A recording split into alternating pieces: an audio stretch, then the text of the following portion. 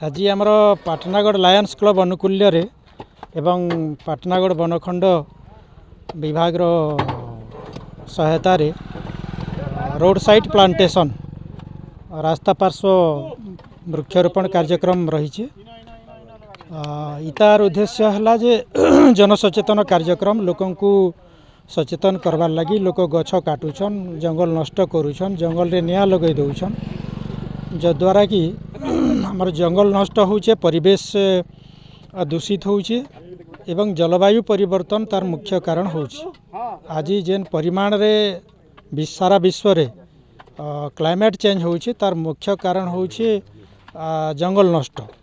तो जंगल नष्ट होचे लोक गछ काटी दउछन तो लोक आमे लायंस क्लब तथा आमर फॉरेस्ट डिवीजन फॉरेस्ट डिपार्टमेंट तरफ सचेतन करा होची जे लोक गछ काटंतु नहीं जंगल सुरक्षा करंतु जंगल रे निया लगांतु नहीं वृक्षारोपण करंतु जंगल सुरक्षा करंतु कारण वृक्ष ही जीवन जंगल ही जीवन परिवेश ही जीवन। विपिन बिहारी पाणीग्राही एडवोकेट पाटनागढ़। सर आज कार्यक्रम काना ये लायंस क्लब तरफ वृक्षारोपण कार्यक्रम होचे।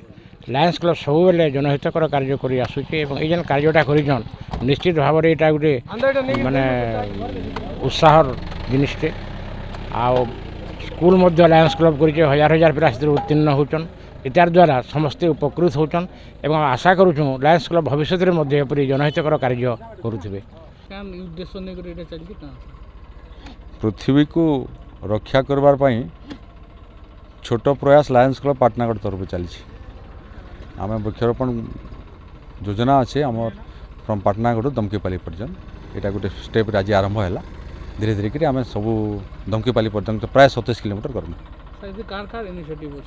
इथि लायंस क्लब पाटनागढ़ आ फॉरेस्ट डिपार्टमेंट चारा जोगेछन आम बंधु माने जी अच्छन दादा अच्छन आमर criminal courts bar association senior member अच्छन मूल लोग माने इनर अच्छन जेन माने प्रकृति प्रेमी बंधुगण अच्छन। मुख्य उद्देश्य पृथ्वी रक्षा करवाटा जलवायु परिवर्तन